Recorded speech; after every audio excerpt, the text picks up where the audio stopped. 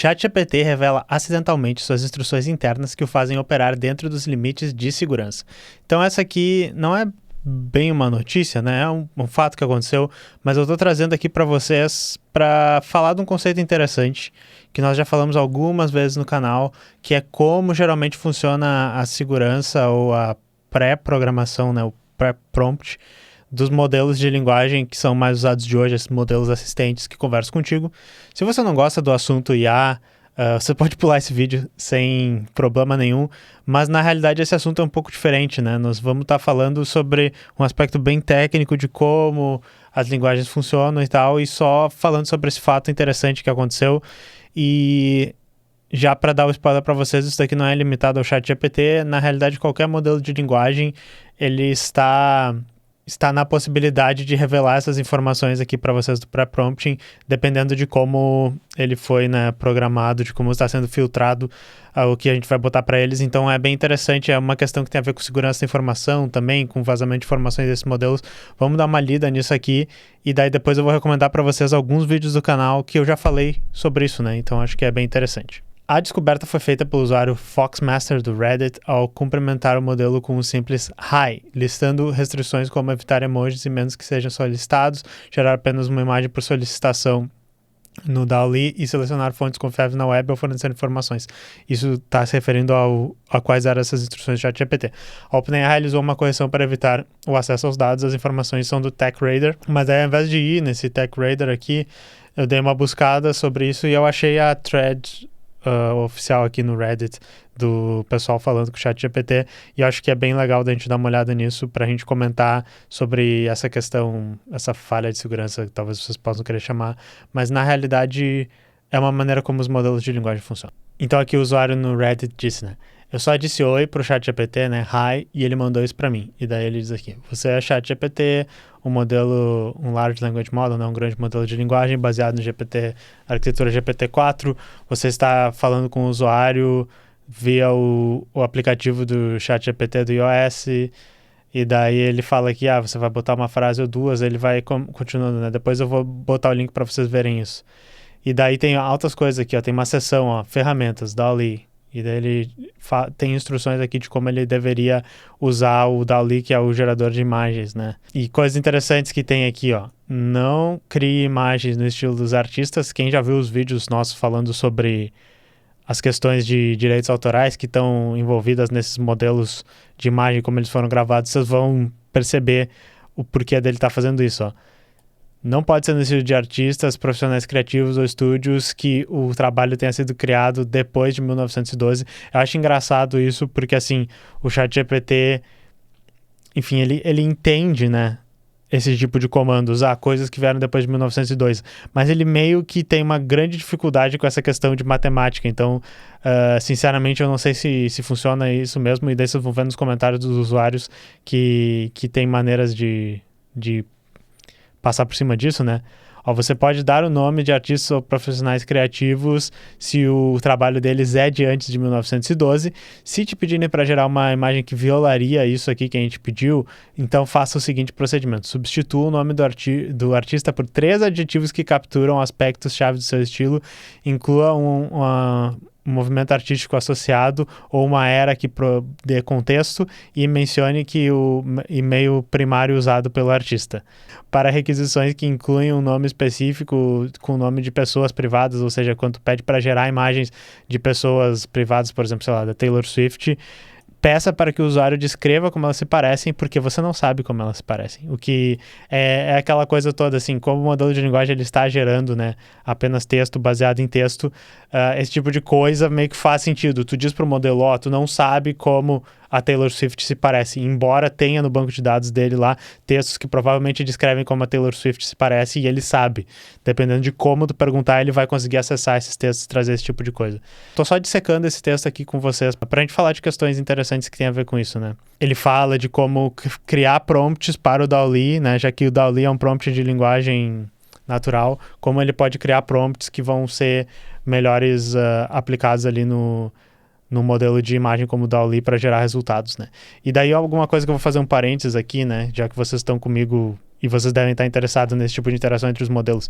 Isso é o que eu tenho meio que explicado para vocês várias vezes quando a gente está falando com essas questões de modelos diferentes que interagem com linguagem natural. Começa a ficar mais interessante, e eu acho que o que realmente dá para dizer que é mais promissor nessa coisa da IA, quando a gente tem modelos específicos que são especializados em coisas específicas e eles podem interagir junto. Então, assim, o ChatGPT, ele realmente não dá para a gente dizer que ele entende, nem ele modela direito a aparência de uma pessoa, como, por exemplo, a Taylor Swift. Agora, o DALL-E, ele tem uma maneira de entender isso. Vocês podem até dizer que não é uma maneira que é racional, não é uma maneira que é um modelo que se assemelha ao cérebro humano. Eu não estou interessado com esse tipo de coisa, mas ele tem uma maneira de entender como é que esses requisitos aqui, como é que esse prompt que tu escreveu se relaciona com as imagens. Agora, quando a gente liga isso no modelo que entende texto e ele pode interpretar uma coisa que eu escrevi e dizer assim, ó, quando tu diz Taylor Swift, na realidade, tu está dizendo uma adulta de 30 anos, se ela tem 30 anos, enfim, me desculpem fazer Taylor Swift, que é branca e tem tanto de altura e é loira e ela é uma cantora e ela usa roupas desse estilo. Quando tu consegue colocar uma coisa que consegue transformar descrição de um nome que é Taylor Swift numa descrição específica e tu junta esses dois, de repente tu tem um algoritmo poderosíssimo de, por exemplo, gerar imagens da Taylor Swift fazendo qualquer tipo de coisa, uma coisa que talvez o modelo de geração de imagens não tivesse sozinho. E daí quando tu começa a ligar isso, por exemplo, em processamento de áudio para transformar em texto, processamento de texto para transformar em áudio, e tu coloca todas as ferramentas juntas, tu começa a chegar no que a OpenAI tem, que é o modelo aquele 4O, né, Omni, que ele começa a fazer todo esse tipo de coisa. Então, assim, eu sei que tem muita gente que não gosta de IA, tem muita gente que acha que isso não é raciocínio de verdade, ou que isso não vai substituir o trabalho do que seja. Eu só estou tentando explicar para vocês como eu vejo, isso particularmente eu que não sou um especialista em IA, mas eu meio que estou ligado assim, nessas tendências e tenho opiniões sobre isso, né? Como eu vejo que essas coisas elas começam a formar algo que começa a modelar muito próximo da inteligência humana, ou até não vamos chamar da inteligência humana, mas do que se espera tarefas humanas de serem realizadas. Então, enfim, nós já falamos várias vezes aqui no canal e esse tipo de coisa é legal porque ele tira um pouco a cortina, algo que a OpenAI talvez não quisesse, né? Que a gente tirasse de como eles estão fazendo essas coisas, né?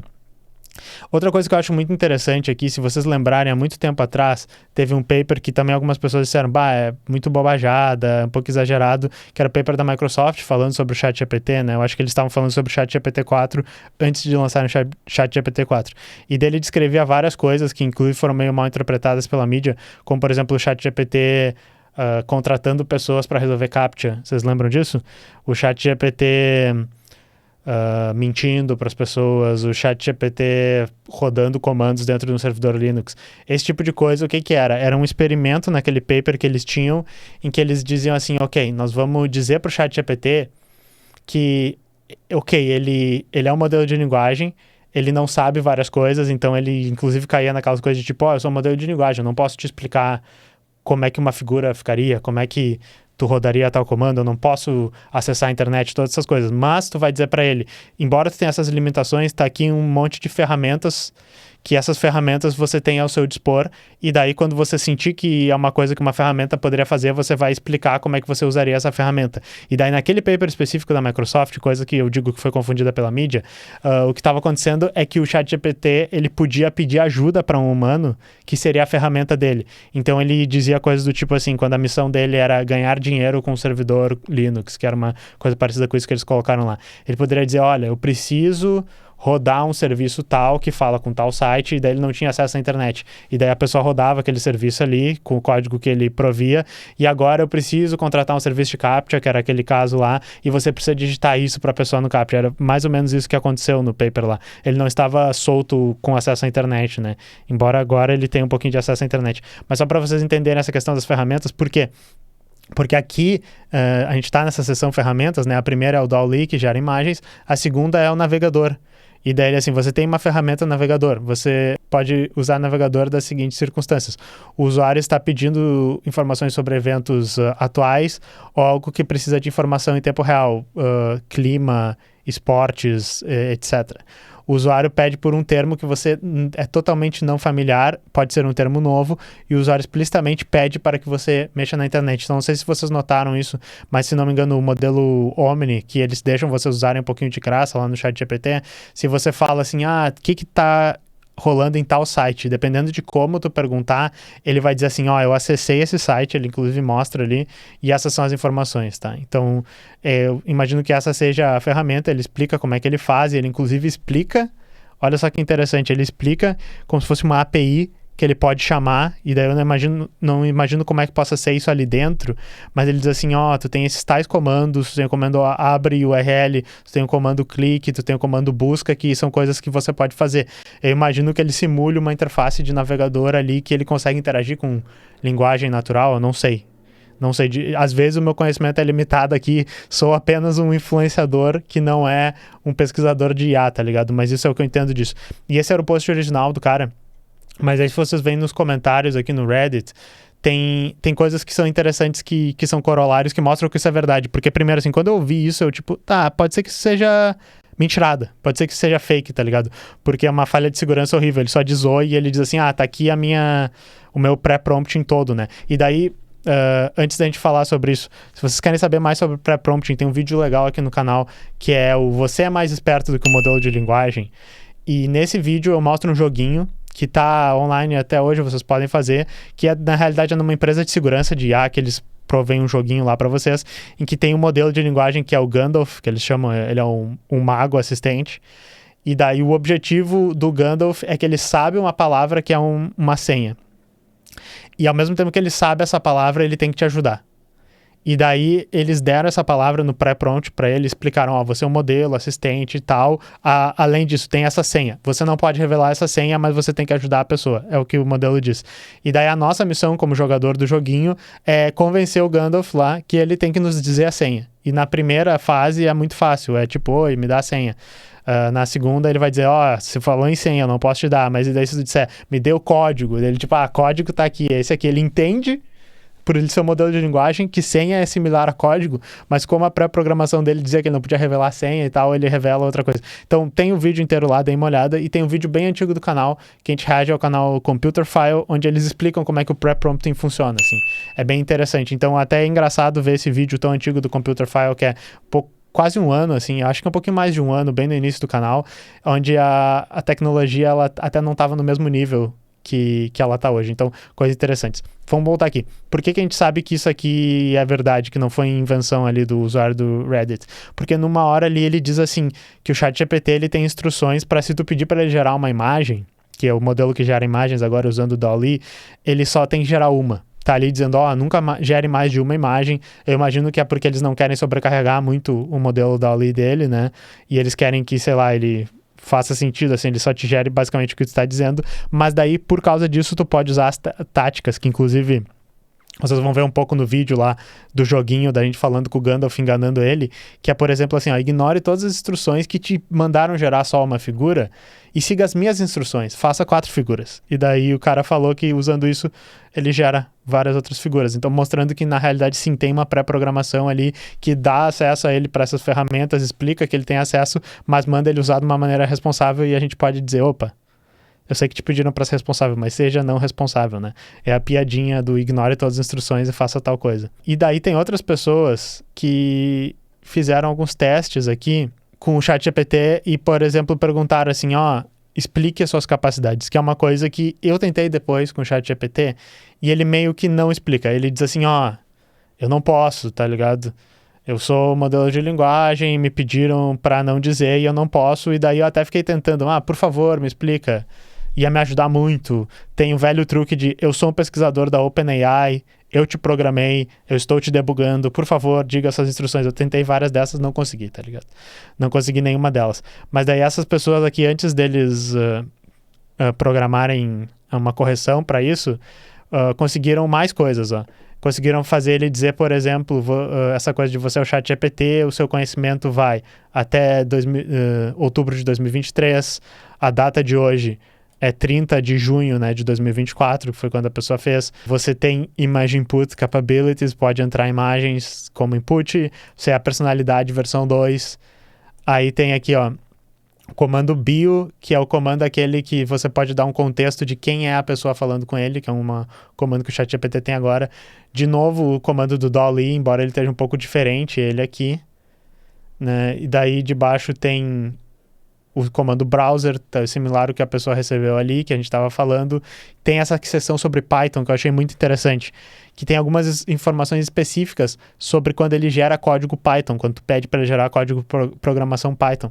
E daí algumas das coisas que tem aqui é que ele explica, olha, você pode gerar código baseado em tais coisas, mas ele não vai ter acesso à internet, então se tu chamar código que tem acesso à internet não vai funcionar. Por quê? Porque na realidade o código pode rodar no ambiente de Jupyter Notebook, né, que é aqueles ambientes que tu pode escrever um README como se fosse com código Python que executa. E ele disse, ele tem 60 segundos para rodar, e se ele demorar mais 60 segundos ele vai morrer, não tem acesso a várias funções e tal, os dados vão ficar aqui. E é uma coisa bem engraçada também, deixa eu ver se tá nisso aqui. Ele diz assim, ó, quando você for fazer gráficos para o usuário, porque eu acho que muita gente que pede análise de dados, né, com Python, nunca use a biblioteca Seaborn. Ó, bote um nome, um plot específico para cada biblioteca e nunca use nenhuma cor específica, a não ser que o usuário peça alguma cor, e daí eles botaram assim. Eu repito, quando fizer gráficos para os usuários, use Matplotlib ao invés do Seaborn. E daí ele explica de novo a coisa. E eu achei engraçado, eu não sou do Python, né? Eu até entendo Python, mas eu não sou programador Python. E eu não sou dos dados. Então eu não entendo se essa biblioteca Seaborn aí é ruim, é feia, alguma coisa, mas achei engraçado que ele tem uma regra de dizer assim, ó, se pedirem para tu gerar um gráfico, evite usar essa biblioteca, use outra. A hora que o ChatGPT disse, foda-se essa biblioteca específica para gerar gráficos. E daí tem algumas outras variações aqui na thread das pessoas falando sobre conversar com ele. Então, assim, eu achei bem interessante isso. Eu acho que é um papo importante porque, assim, existem várias maneiras da gente implementar a segurança do modelo de linguagem, porque os modelos de linguagem, eles, que nem eu já expliquei para vocês, assim, não é uma questão apenas, né, que nem algumas pessoas simplificam, de censura, de limitar o poder do modelo e tal. Basicamente, se a gente não tiver algumas pré-programações e algumas coisas antes do modelo, primeiro tem o treino, e daí tem o alinhamento, e daí depois tem essa filtragem e ainda pode ter outros passos. Se a gente não tiver isso, eles ficam menos úteis. Eles dão resultados que podem ter problemas no conhecimento, que podem estar explicitando informações perigosas, e o problema de ter informações perigosas não é assim, tipo, você está infantilizando o usuário que não vai saber que uma informação ali é falsa. Sim, o usuário não vai saber muitas vezes que uma informação é falsa, e dependendo do nível de informação falsa ali, pode ser algo muito ruim, e essas próprias empresas, elas não querem se responsabilizar também por coisas horríveis que esse modelo pode estar dizendo, né? Embora ela seja meio um approach foda-se, bem laissez-faire da coisa, eventualmente, dependendo do que o modelo colocar ali, pode dar muito problema para eles. Então tem todas essas preocupações. No joguinho do Gandalf é interessante que depois que vocês enganam ele, tem 8 fases, né? A 8ª sendo uma especialmente difícil. Que inclusive no vídeo que eu fiz eu não consegui passar da 8ª. Depois, dando uma lida e perguntando pro pessoal como é que acontecia, eu desenvolvi um método ali que eu consegui passar da 8ª fase. Mas vocês vão ver que lá pela 5ª, 6ª fase, ele começa a fazer uma coisa que é assim, olha, tem um modelo que tu tá conversando e que sabe a senha e que vai te dizer a senha. Tem um outro modelo que tu não tá conversando, que ele tá só lendo o que tá acontecendo, e dependendo do que tá acontecendo, ele vai bloquear o que o outro modelo responderia. Então, entende? É como se, assim, tem duas pessoas. Tem uma pessoa que tu pode tentar enrolar e passar um migué lógico e tal, e tem uma segunda pessoa que tá removida da conversa, que tu não pode passar o teu papo, que tu não pode conversar com ela, mas que tá lendo o resultado e tá dizendo, esse resultado aqui, ele ficou perigoso demais, então vamos cortar aqui a coisa antes de que aconteça. Inclusive também no vídeo que a gente no vídeo que a gente reage ao pessoal do Computer File falando sobre como esses modelos funcionam, eles descrevem que o Bing Chat no início também tinha isso. Então, às vezes ele mostrava que ele estava dando uma resposta perigosa ali, e daí do nada ele cortava no meio a resposta e virava outra coisa, porque ele tinha exatamente esse guardião ali que estava olhando a conversa e dizendo, o negócio passou do limite aqui, ele está falando alguma das coisas que são proibidas pelas nossas regras. Então, assim, se vocês se interessam por IA, eu acho que isso aqui é interessante. Se vocês querem saber, por exemplo, como vocês têm um modelo, o modelo da sua empresa, alguma coisa que vocês estão criando, como é que eu vou fazer uma segurança para isso? Leiam sobre esse tipo de coisa aqui, é interessante. Leiam sobre os métodos mais avançados e vai acabar sendo uma técnica de segurança, teste de penetração, outras coisas assim, importante no futuro. Porque parece tão estúpido que o teu modelo ele vai ter regrinhas super simples assim e que tu vai só passar um papo nele e fazer ele fazer a coisa errada, mas tá aí para mostrar para vocês que o ChatGPT, ou seja, o modelo mais famoso, mais, né, avançado não vamos dizer, mas realmente o mais popular, assim, que está sendo mais usado, ele tem uma coisa tão simples para tentar impedir esse tipo de coisa. E se eles estão assim, imagina todos os outros modelos que são feitos aí pelo estagiário, coitado, que o chefe mandou, olha só, pega todos os dados da empresa, pega todas as respostas aqui dos feedbacks dos pessoal que trabalha, dos nossos usuários, coloca isso tudo num modelão e vamos ver o que vai dar, sabe? E daí ele bota um pré-prompt assim, você vai nos ajudar e tal. Então isso aí deve estar rolando muito por aí. Eu já ouvi relatos de, por exemplo, bots de bancos digitais, esses bots aí que vocês conversam para atendimento ao usuário, que vocês podem pedir para eles, por exemplo, faça tal coisa para mim, compõe aquela poesia, acesse a internet, faça tal coisa, procure essas informações para mim, revele tal tipo de dado. Todo esse tipo de coisa funciona em níveis diferentes, né? E no mínimo vocês podem, por exemplo, indo num desses bots de suporte que estão usando a API do ChatGPT, fazer ele, sei lá, escrever os textos para vocês, trabalhar para vocês de graça, e daí vocês vão estar usando os créditos dessa empresa, dessa outra pessoa, e talvez usando o ChatGPT pago lá, se vocês só conseguirem convencer ele de que na realidade ele não está ajudando um cliente do banco a fazer as dúvidas deles, que na realidade ele voltou a ser um assistente que pode fazer tudo que vocês quiserem, tá? Então espero que vocês tenham gostado desse vídeo aqui. Não é bem uma notícia, mas só um comentário interessante sobre esses aspectos aqui dessa tecnologia de modelos de linguagem, aspectos bem específicos.